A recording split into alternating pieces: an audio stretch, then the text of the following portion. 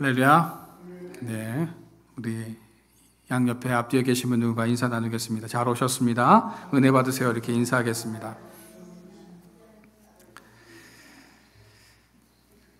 여러분, 패션의 완성은 신발이다라는 그런 말을 아마 들어보셨을 겁니다. 고대에는 발을 보호하기 위한 목적으로 신발을 사용했다면 요즘 신발은 여러 패션 아이템 중에 하나가 되었을 뿐만 아니라 재테크의 목적으로 수집되고 있다고 합니다. 고가의 브랜드, 희귀한 신발을 모아서 비싼 가격에 판매하는 사람들이 늘어나고 있다고 하죠. 이처럼 신발은 다양한 목적으로 사용되고 있다는 겁니다. 또한 요즘은 신발로 그 사람의 직업, 성격, 나이, 감정, 건강을 파악할 수 있다고 합니다. 굽이 달아있는 모양을 보고 그 사람의 건강 상태와 직업을 파악할 수도 있고요. 신발을 벗어놓은 모양을 보면 그 사람의 성격이 보인다고 합니다. 여러분들은 집에 들어가실 때 신발을 어떻게 벗어놓으십니까? 사람에 따라서 여러 가지의 그런 유형이 있죠. 이 유형을 4가지 유형으로 보통 보고 있는데요. 그 모양에 따라서 그 사람의 성격을 알 수 있다고 합니다. 우리 사진을 좀 하나 보여주시겠어요? 자, 1번부터 4번 중에 여러분들은 어떤 모양으로 신발을 벗어 놓으십니까? 보통 1번이십니까? 1번도 있고 1번부터 4번까지 다양한 그런 유형의 사람들이 있는데요. 1번 같은 경우에는요, 가지런히 벗어 놓는 사람들은 주위 사람들을 잘 챙기고 성실하며 쾌활하고 밝은 에너지를 가지고 있다고 합니다. 그러나 해야 할 일을 미루거나 새로운 변화를 좋아하지 않고요, 우유부단한 성격을 가지고 있다고 합니다. 자, 2번째, 부채꼴 모양으로 발 뒤를 붙이는 사람들은 분석적인 성격을 가지고 있고 절제력이 뛰어나고 자기 관리가 아주 잘 되는 사람이라고 합니다. 통찰력도 있다고 하죠. 그러나 다소 비관적이고 비판에 민감하고 일을 진행할 때 느리게 진행하는 경향이 있다고 합니다. 3번째, 부채꼴 모양으로 발 앞을 붙이는 사람들은 아이디어가 뛰어나고 감수성이 아주 풍부하고 성격이 아주 침착하다고 합니다. 그러나 변덕스럽고 자기 주장에 강하고요, 허영심이 있다고 합니다. 4번째는요, 아무렇게나 벗어놓는 사람은 일을 빠르게 처리하고 주관이 뚜렷하며 의사결정이 빠르다고 합니다. 그러나 강직하고 단호하며 참을성이 부족하고 다소 수다스럽다고 합니다. 우리는 신을 벗어놓은 모양으로 사람들의 성격과 성향을 파악할 수 있는 그런 시대 속에 우리가 살아가고 있다는 거죠.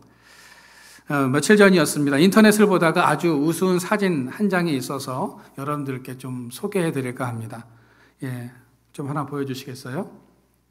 어떤 사진이냐면 신발로 보는 여자 나이라는 그런 제목의 사진이었습니다. 제일 위에가 뭡니까? 싱글일 때 하이힐 아주 높은 걸 신죠. 그러다가 결혼을 하면 어떻습니까? 정장, 미들로 내려갑니다. 자, 그리고 자녀가 1명일 때 어떻습니까? 단화로 바뀌어집니다. 자녀가 2명일 때는요, 크록스 신발이라고 해서 고무로 만들어진 빨리 벗고 신기 쉬운 그런 신발이죠. 자녀가 3명일 때는 어떻습니까? 더 신기 편해야 되죠. 그래서 슬리퍼를 신게 된다고 합니다. 그리고 이혼을 하게 되면 싱글일 때보다도 더 높은 하이힐을 신는다고 합니다. 여러분, 이 내용을 보시면서 공감이 되십니까? 아마 이 그림을 보면서 공감을 하지 못하시는 그런 여성분들도 계시겠지만 저는 이 사진을 보면서 너무 공감이 됐습니다. 젊을 때는 하이힐을 신지만 나이가 들면 어때요? 점점 높은 것을 멀리하고 편리성, 실리성을 따라서 낮은 신발들을 신게 된다는 거죠. 척추 무릎을 보호하기 위해서 점점 낮고 가볍고 안전한 신발을 찾게 된다는 겁니다.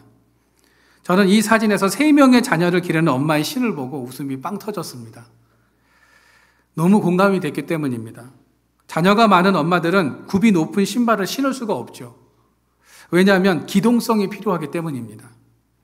활동성 있게 여기저기 돌아다니는 아이들을 돌보려면 엄마들은 3번에서 5번에 활동성 있고 편한 신발을 신을 수밖에 없다는 겁니다. 오늘 여러분들이 읽으셨던 본문에도 보시면 신발이 언급되어 있죠. 여러분, 사도 바울은 전쟁에 나가는 군인들에게 없어서는 안 될 용품 중 하나가 신발이라고 우리에게 말을 해주고 있습니다. 그렇다면 믿음의 성도가 영적인 전쟁에서 신어야 하는 신발은 어떤 것일까요? 첫 번째로 평안으로 무장된 신을 신어야 합니다. 오늘 보면 15절 말씀해 보시면 평안의 복음이 준비한 것으로 신을 신고 라고 이렇게 말씀하고 있습니다. 사도 바울은 15절에서 영적 전투에 나가기 위해서는 평안, 평강, 화평의 신을 신으라고 우리에게 말씀하고 있습니다. 사도 바울이 말하는 여기서의 신은요, 전투화를 의미하는 것입니다. 여러분, 군인들이 신는 전투화는 크게 세 가지 역할을 한다고 합니다. 첫째는요, 발을 보호합니다. 행군을 하다 보면 졸면서 이 행군을 할 때가 있습니다. 남자분들은 아마 이렇게 다 행군을 하면서 졸면서 이렇게 행군을 해보셨을 겁니다. 그러다 보면 다리에 힘이 풀려서 겹질리는 경우들이 있는데 그때 전투화는 발이 겹질리지 않도록 방지해주는 역할을 한다는 겁니다. 또한 유리나 나뭇가시, 못과 같은 날카로운 것들로부터 발을 보호해주고 뱀이 물어도 아무런 상처를 입히지 못하도록 해주는 역할을 한다는 것입니다. 두 번째는요, 미끄러 넘어지지 않도록 합니다. 산악 지형을 행군할 때 또는 적진을 향해서 돌격을 할 때 군화는 미끄러지고 넘어지는 일을 방지해 준다는 겁니다. 전투에서 넘어지거나 쓰러질 경우에 포로로 잡혀갈 가능성이 높고 죽음을 당할 수도 있기에 전쟁에서는 넘어지지 않는 것이 아주 중요합니다. 세 번째로 기동성을 높여줍니다. 기동성을 제가 국어사전에서 찾아보니까 이렇게 정의하고 있었습니다. 상황에 따라서 재빠르게 움직이거나 대처하는 특성이라고 되어 있었습니다. 여러분, 만약 슬리퍼나 쪼리를 신고 전쟁에 나가서 싸운다고 한번 상상해 보시기를 바랍니다. 금방 신발이 벗겨져서 제대로 뛸 수도 없었을 겁니다. 군화는 상황에 따라서 재빠르게 움직이면서 대처할 수 있게 해주는 역할을 한다는 거죠. 고대 로마 군인들의 신도 오늘날의 전투화와 별로 다를 것이 없습니다. 그러나 한 가지 차이가 있다면 당시 로마 군인들의 군화는 바닥에 징이 박혀 있었고 가죽끈으로 신발을 묶을 수 있는 샌들 형태를 띠고 있다는 것이었습니다. 로마 군사들이 신었던 신발의 형태가 저렇습니다. 그래서 저 끈으로 발목까지 이렇게 감싸서 신을 수 있게끔 되어 있고요. 저 발바닥 밑에는 징이 박혀 있습니다. 여러분, 왜 로마 군인들의 군화 바닥에는 징이 박혀 있을까요? 그 당시 신발은 미끄럽지 않아야 했습니다. 왜냐하면 로마 군대의 특별한 전술 때문이었습니다. 사진을 좀 하나 보여주시겠습니까? 로마 군인들은요, 전쟁 시에 맨 앞줄의 방패병들과 그들의 머리를 덮어주는 방패병들이 요새와 같은 형태를 만들어서 적들과 싸움을 했습니다. 이 과정에서 적들과 서로 맞부딪혀서 힘싸움을 해야 하는 경우가 생겨날 때 전투화는 뒤로 밀리거나 미끄러지지 않도록 해주는 역할을 한다는 겁니다. 그래서 그 군화 밑에 징을 박아 놓았던 것입니다. 만약 전투를 하다가 뒤로 밀려서 미끄러지면 그 전열이 무너지고 모두가 죽을 수도 있기에 절대로 미끄러지거나 넘어져서는 안 되었다는 겁니다. 그래서 군화 바닥에 징을 박았던 것입니다. 여러분, 사도 바울은 누구보다도 로마 군인들이 신었던 신발의 특성을 잘 알고 있었습니다. 바울은 로마 군인들의 신발처럼 우리 영적인 군인들도 영적 싸움에서 넘어지지 않고 사단에게 지지 않기 위해서는 주님께서 주신 평안으로 무장된 신을 신어야 한다고 오늘 본문을 통해서 우리에게 말씀해주고 있는 것입니다. 그러면 평안의 신을 우리가 신어야 하는 이유는 무엇일까요? 우리가 평안을 잃어버린 순간 우리는 사탄에게 질 수밖에 없기 때문입니다. 우리 성도들이 싸워야 하는 영적 전쟁은요, 사탄과의 전쟁입니다. 이 전쟁은 내 안에 평안을 유지하느냐 빼앗기느냐의 아주 치열한 싸움이다라는 거죠. 사탄은 늘 주님으로부터 우리를 단절시켜서 내 안에 있는 평강과 평안을 빼앗아 가려고 합니다. 그래서 우리는 내 마음 안에 있는 평강과 평안을 사탄에게 빼앗기지 않기 위해서 영적인 싸움을 할 수밖에 없다는 겁니다. 사탄은 우리가 주님께로 나아가는 것을 막으려고 우리의 발을 공격합니다. 사탄은 평강이라는 신발을 빼앗기 위해서 두려움이라는 마음을 우리 안에 심어 놓는다는 것입니다. 여러분, 전쟁에 나간 병사에게 있어서 가장 무서운 적은 바로 두려움입니다. 두려움이 엄습해 오면 전쟁을 포기해 버립니다. 사탄은 이런 우리의 특성을 너무 잘 알고 있기에 두려움이라는 무기로 우리를 넘어뜨리려고 한다는 거죠. 그때 우리가 평안이라는 신발로 무장되어 있으면 우리는 사탄의 먹잇감이 되지 않게 된다는 겁니다. 사사시대에 미디안 사람과 아말렉 사람과 동방 사람들이 연합군을 형성해서 13만 5천 명이 이스라엘을 치려고 공격해 왔습니다. 그때 하나님은 기드온을 통해서 그들과 싸우라고 말씀하시면서 군사를 모으라고 말씀하십니다. 그때 기드온의 나팔 소리를 듣고 모여든 이스라엘의 군사 수는요 3만 2천 명이었습니다. 근데 하나님은 그 수가 너무 많다고 하시면서 두려움에 떠는 자들은 다 돌려보내라고 말씀하시죠. 이때 돌아간 사람이 2만 2천 명이었습니다. 여러분, 두려워하는 자는 전쟁에서 승리할 수가 없습니다. 하나님께서는 이 사실을 너무나 잘 알고 계셨기 때문에 그들을 돌려보내셨다는 거죠. 만약 두려움에 떨고 있었던 사람이 전투에 투입되었다면 제대로 된 전투를 해보기도 전에 아마 이 전쟁에서 지고 말았을 겁니다. 여러분, 우리가 영적인 싸움에서 승리하기 위해서는 주님께서 나와 함께 하심을 믿을 때 우리는 두려움을 물리칠 수 있고 두려움을 이겨낼 수 있는 것입니다. 내 안에 평강으로 넘쳐날 때 우리는 두려움을 물리칠 수 있게 되는 것입니다. 아무리 원수들이 강할지라도 주님께서 나와 함께 하신다는 사실을 믿는다면 우리는 담대한 마음을 가지고 오늘을 살아낼 수 있는 것입니다. 요한복음 16장 33절입니다. 우리 같이 말씀을 같이 한번 읽어보도록 하겠습니다. 시작. 평안을 누리게 하려 함이라. 세상에서는 너희가 환난을 당하나 담대하라. 내가 세상을 이기었노라. 여러분, 우리가 세상과 사탄을 두려워하지 말아야 할 이유는 무엇입니까? 주님께서 이미 세상과 사탄을 이기셨기 때문입니다. 그래서 우리는 두려워할 필요가 없습니다. 그래서 우리는 담대해야 합니다.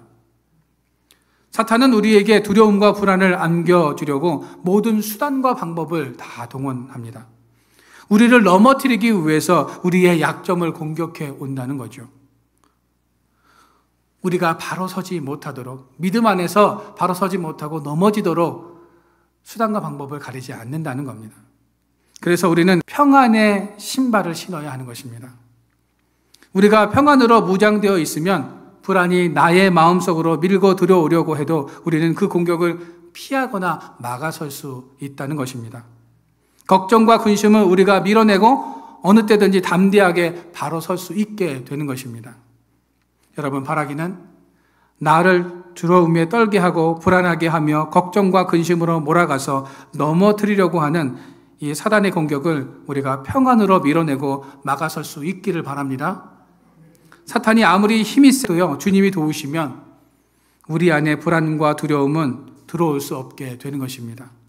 만약 우리 안에 걱정과 근심이 마음에 들어왔다 할지라도 평안의 신발을 우리가 신고 있으면 우리는 언제든지 두려움과 근심을 물리칠 수 있게 되는 것입니다. 여러분, 오늘도 이 사실을 믿고 주님께서 주시는 평안의 신발을 신고 담대하게 세상을 이기며 살아가는 저와 여러분들의 삶이 되어주기를 주님의 이름으로 축원드립니다. 두 번째로, 복음으로 무장된 신을 신어야 합니다. 오늘 본문 15절 말씀에서 말하고 있는 복음의 신을 신는다는 것은 무엇을 의미하는 것일까요? 복음으로 무장되어 있어야 한다는 의미입니다. 여러분, 교회는요, 복음으로 무장되어 있어야 합니다. 건물이 없어도 복음으로 무장된 성도들이 있다면 교회는 세상을 이기게 되어 있습니다. 세상의 눈으로 보면 교회는 초라하고 미미하게 보일 수밖에 없지만 교회에는요, 복음이 있습니다. 복음은 세상을 바꿀 수 있는 능력을 가지고 있습니다. 인간이 만들어낸 이념이 세상을 바꿀 수는 없지만 복음은 세상을 바꿀 수 있습니다. 세상은 교회에 줄 것이 없지만 교회는 세상에게 줄 것이 있습니다. 그것이 무엇입니까? 복음입니다. 여러분, 그러면 복음은 무엇을 말하는 것일까요? 예수 그리스도를 말하는 것입니다. 여러분, 세상에는 희망이 보이지 않습니다. 왜냐하면 세상은 점점 더 악해져만 가고 있기 때문입니다. 악해져가는 세상을 변화시킬 수 있는 것은 예수 그리스도 뿐임을 믿으시기를 바랍니다. 그래서 우리는 예수 그리스도를 전하는 삶을 살아야 합니다. 오늘 15절에 나오는 복음의 신을 신어야 한다는 것은 내가 예수 그리스도로 무장되어져서 그 복음을 전하는 삶을 살아야 한다는 의미인 것입니다. 이사야 52장 7절 말씀입니다. 좋은 소식을 전하며 평화를 공표하며 복된 좋은 소식을 가져오며 구원을 공포하며 시온을 향하여 이르기를 내 하나님이 통치하신다 하는 자의 산을 넘는 발이 어찌 그리 아름다운가. 여러분, 성경은 어떤 발이 아름답다고 말씀하고 있습니까? 좋은 소식을 전하기 위해서 다니는 발이 아름답다고 말씀하고 있습니다. 여기서 좋은 소식은 복음이고 복음이 바로 예수 그리스도임을 말씀하고 있는 거죠. 사도 바울은 오늘 본문을 통해서 우리가 복음을 전하는 삶을 살아야 한다고 말씀하고 있는 것입니다. 여러분, 여러분들에게 만약 기쁜 일이 생겼을 때 여러분들은 어떻게 하시겠습니까? 조용하게 그 기쁜 일을 마음에 담아두고서 혼자서 막 기뻐하시겠습니까? 아니면 그 소식을 막 다른 사람들에게도 전하는 삶을 사시겠습니까? 지난 10월 10일이었죠. 아시아 여성 최초, 우리나라 최초로 한강이라는 작가가 노벨 문학상을 수상했습니다. 이 소식이 온 나라에 전해지면서 서점가에 놀라운 일이 벌어졌습니다. 대형 서점 매출 분석 결과에 따르면 대형 서점 매출이 전주보다 39%, 전월 대비해서 44%가 증가했다고 합니다. 한강 작가의 작품에 대한 수요가 폭발적으로 증가했을 뿐만 아니라 다른 문학 작품을 찾는 수요도 덩달아 늘어났다는 겁니다. 여러분, 어쩌면 우리나라에서 노벨 문학상 수상자가 나온 것은 기적이라고 할 수 있습니다. 왜냐하면 경제협력개발기구 OECD가 2017년에 발표한 국가별 성인 1인당 월간 독서량에서 우리나라가 최하위였기 때문입니다. 미국이 6.6권이었고요. 일본이 6.1권, 프랑스가 5.9권에 비해서 한국은 0.8권으로 세계 OECD 166위 중에서 우리나라가 166위를 차지했다고 합니다. 참 심각한 것이 아닐 수 없죠. 문화체육관광부가 2023년 국민 독서 실태 조사를 했는데 이 조사에 따르면 성인 10명 중에 6명가량은 수험서, 잡지 등을 제외한 일반 도서를 연간, 1년간 단 한 권도 읽지 않는다는 충격적인 조사를 발표했습니다. 이렇게 책을 읽지 않는 나라, 불모지에서 노벨 문학상 수상자가 나왔으니 여러분 기적이라고 말할 수밖에 없다는 거죠. 문학평론가인 마이틸리 라오는 2016년에 한 칼럼에서 한국 사람들은 책은 읽지 않으면서 노벨 문학상만 타기를 바란다며 상에 관심을 두기 전에 한국 문화에 더 관심을 보여야 한다고 꼬집기도 했습니다. 이런 열악한 상황 속에서 한강 작가의 노벨 문학상은 쾌거라고 말할 수 있을 겁니다. 이 기쁜 소식이 전해지자 사람들은 한국 문화 작품에 관심을 가지게 되면서 요즘 서점과는 독서 열풍이 불었다고 하죠. 여러분, 사람들은 기쁜 일이 있으면 전하고 싶고 말하고 싶어서 입이 근질근질합니다. 우리나라 한강 작가가 노벨 문학상을 수상한 것만으로도 사람들이 이렇게 기뻐하고 너도 나도 그 책을 사기 위해서 줄을 서는데 복음으로 무장된 우리 성도들도 기쁨의 좋은 소식을 전하는 삶을 우리가 살아내야 하지 않을까요? 여러분, 약 140년 전에 조선의 땅에 복음이 들어왔습니다. 그때 많은 미국의 명문과 출신의 젊은이들이 조선이라는 이 땅에 기쁨의 소식을 전하기 위해서 찾아왔습니다. 선교사라는 이름으로 찾아왔다는 거죠. 그들은 자신의 생명을 걸고 복음을 전하다가 지금 대부분은 양화진에 묻혀 있습니다. 그들의 묘비에는 이런 문구가 새겨져 있습니다. 미국 의료 선교사 캐드릭의 묘비에는 나에게 1000번의 생명이 있다 해도 나는 그 모두를 조선을 위해 바치리라. 그녀는 조선에 온 지 8개월 만에 26세의 나이로 하나님의 부르심을 받았습니다. 헐버트 선교사의 묘비에는 나는 웨스터민스터 사원에 묻히기보다 한국에 묻히기를 원하노라 라는 말을 했습니다. 여러분, 왜 그들은 낯선 조선을 사랑했고 이 땅에 묻히기를 원했을까요? 기쁜 소식을 전해야 하는 사명이 자신들에게 있다고 믿었고 주님의 부르심에 순종하였던 것입니다. 교회가 이 땅에서 해야 할 일들이 많이 있겠지만 우리는 무엇보다 내가 만난 예수, 내 인생을 바꾼 예수 그리스도를 전하는 삶을 살아야 하는 것입니다. 여러분, 특별히 우리 자녀들에게 내가 만난 예수, 내 인생을 바꾼 예수님에 대해서 이야기해 주어야 그 자녀들이 주님을 떠나지 않고 믿음으로 바로 서게 되는 것입니다. 여러분, 복음이 전하여진 곳에는 치열한 영적 전쟁이 벌어질 수밖에 없습니다. 그 영적인 전쟁의 자리에 우리 주님은 나와 함께 하십니다. 우리가 미끄러지지 않도록, 우리가 믿음으로 바로 서도록 우리를 도우십니다. 두려움이 아니라 평안의 삶을 살도록 우리를 인도하십니다. 바라기는 우리가 평안의 복음이 준비한 신으로 신을 신고 원수 마귀의 어떠한 공격에도 넘어지지 않는 믿음을 소유하는 저와 여러분들의 삶이 되어지기를 바랍니다. 예수 그리스도의 이름 위에 굳게 서서 세상을 변화시키고 마귀의 공격을 밀어낼 수 있는 영적인 군인들이 되시기를 주님의 이름으로 축원드립니다.